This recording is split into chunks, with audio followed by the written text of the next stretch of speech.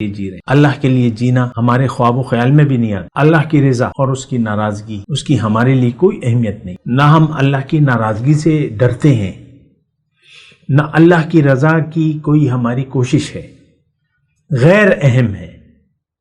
یہ ساری باتیں ہمارے لیے غیر اہم ہیں۔ پورا جو یعنی مقصود اللہ تعالیٰ نے جس مقصد کے لیے دنیا بنائی ہے، ہمیں اس میں بھجوایا ہے، یہ ساری باتیں ہمارے لیے غیر اہم ہیں۔ ہمارے لیے اہم ایک چیز ہے، ظاہر دنیا، مال، دولت، اولاد اور اپنا گھر وغیرہ، بس اسی تک ہماری سوچیں محدود ہیں۔ اس بات پہ غور کیجیے، اپنے آپ کو نقصان سے بچا لیں، اپنے آپ کو آگ سے بچا لیں، سوچ کر کے، ہمت کریں۔ تھوڑی سی زندگی ہے، تھوڑا کنٹرول میں زندگی گزاریں، اللہ کی مرضی سے زندگی گزاریں، انشاءاللہ آپ کامیاب ہوں گے۔ اعوذ باللہ من الشیطان الرجیم، بسم اللہ الرحمن الرحیم۔ اللہم صلی علی سیدنا محمد معدن الجود والکرم وآلہ وسلم۔ سامعین و ناظرین کرام، السلام علیکم ورحمۃ اللہ وبرکاتہ۔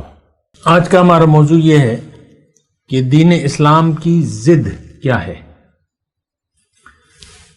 دیکھیں، یہ بہت اہم سوال ہے۔ دین اسلام کی ضد ہے خواہشات نفس کی پیروی۔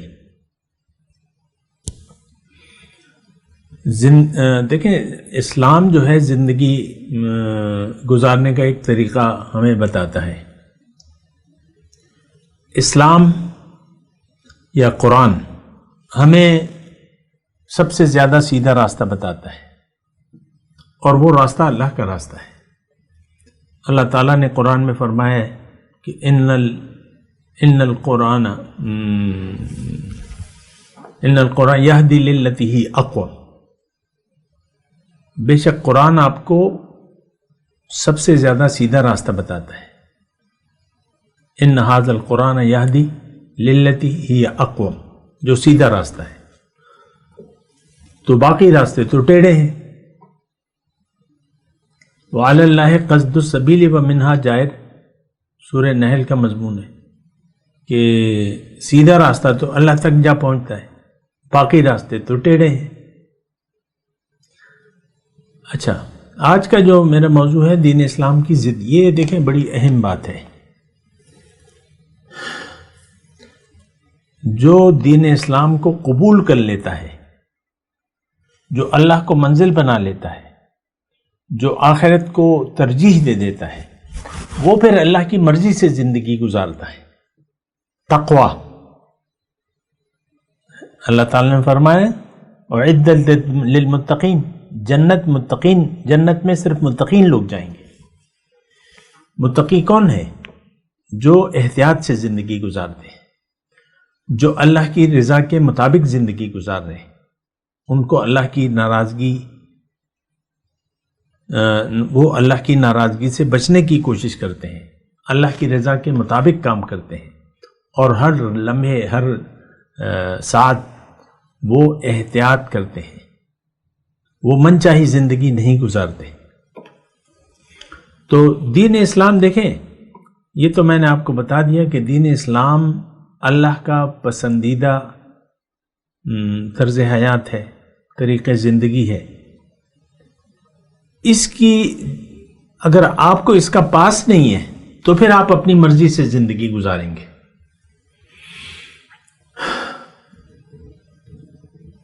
تو اگر آپ اللہ کی اطاعت نہیں کر رہے تو پھر آپ اپنی مرضی سے زندگی گزار رہے ہیں۔ اللہ تعالیٰ نے فرمایا ارأیت من اتخذ الہہ ہواہ، کیا دیکھا ہے تم نے اس شخص کو جس نے اپنا معبود اپنی خواہشات کو بنا لیا ہے۔ تو جب آپ اپنی خواہشات نفس کو ترجیح دے دیتے ہیں تو دین اسلام آپ کے لیے غیر اہم ہو گیا، کیونکہ یہ ضد ہے۔ اور ایک بات اگر میں اللہ تعالیٰ کی عطا سے کہوں کہ اگر آپ کی منزل اللہ نہیں ہے، پھر اہمیت آپ کے لیے اللہ کی مرضی نہیں ہوگی۔ آپ دیکھ لیں، ہم سب معاشرہ اللہ کی مرضی کے خلاف بڑے بڑے مظاہر ہیں جو ہم کر رہے ہیں، بہت سی ایسی چیزیں، مثال کے طور پہ آپ دیکھ لیں، سودی نظام ہے ملک میں،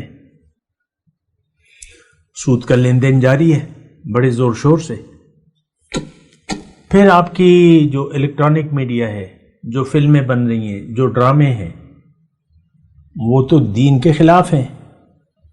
لڑکیاں بال کھولے اور پتہ نہیں کیا کیا کرتی ہیں، تو وہ دین اسلام کا تو اس میں کوئی گنجائش نہیں ہے. پھر آپ کے جو یہ موسیقی سر تال ہو گیا، گانے بجانے ہو گئے، اور آپ جھوم رہے ہیں، کانوں میں ہینڈ فری لگا ہوا ہے اور بس آپ جھوم رہے ہیں، گانا لگا ہوا ہے، آپ جھوم رہے ہیں، مزے.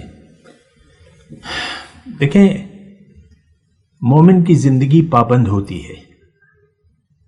یہ اپنے مال و جان کا سودا کر لیتا ہے مومن کلمہ طیبہ پڑھ کے کہ لا الہ الا اللہ، اشہد ان لا الہ الا اللہ و اشہد ان محمد عبدہ و رسولہ.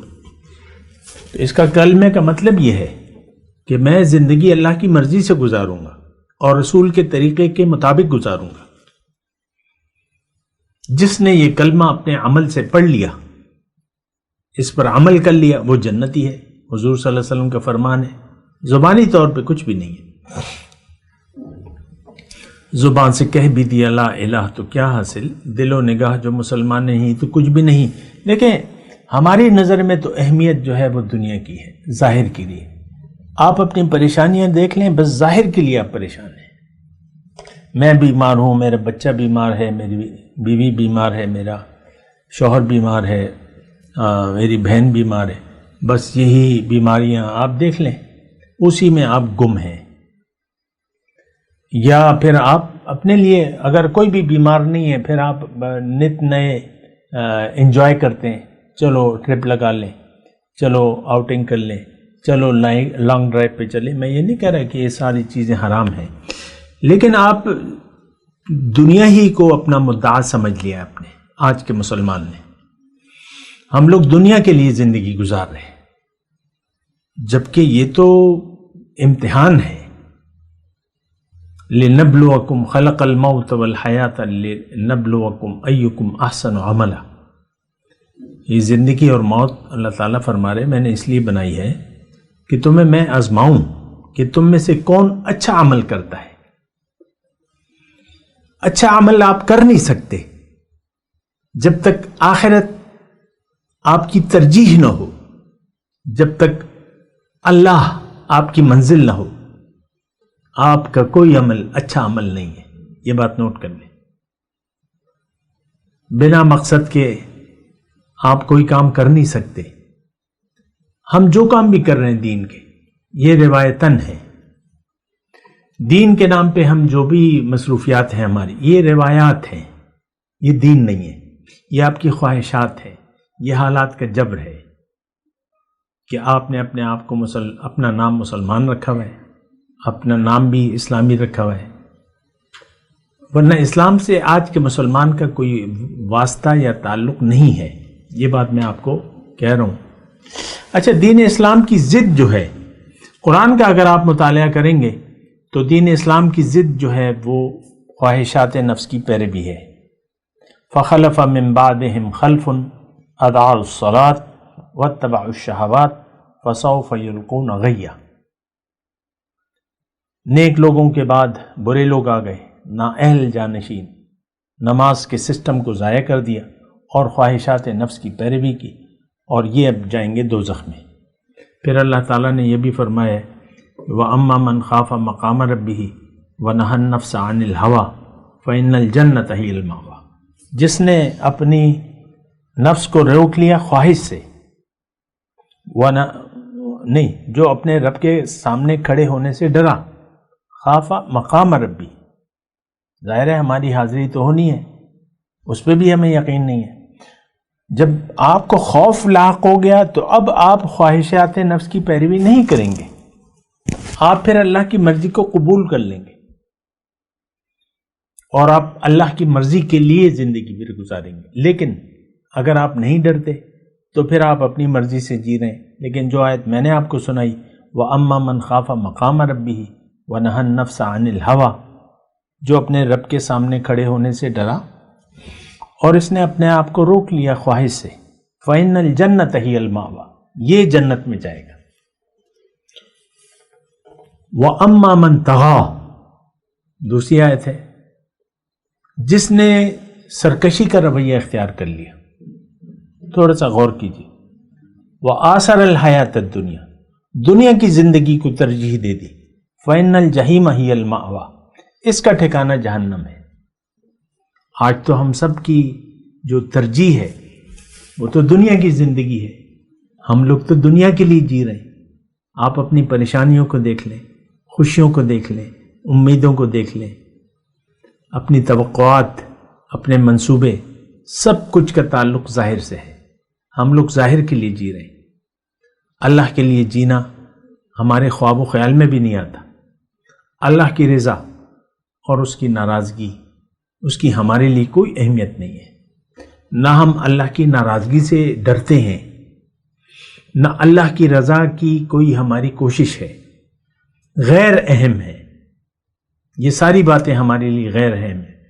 پورا جو یعنی مقصود اللہ تعالیٰ نے جس مقصد کے لیے دنیا بنائی ہے، ہمیں اس میں بھجوایا ہے، یہ ساری باتیں ہمارے لیے غیر اہم ہیں۔ ہمارے لیے اہم ایک چیز ہے، ظاہر، دنیا، مال، دولت، اولاد اور اپنا گھر وغیرہ، بس اسی تک ہماری سوچیں محدود ہیں۔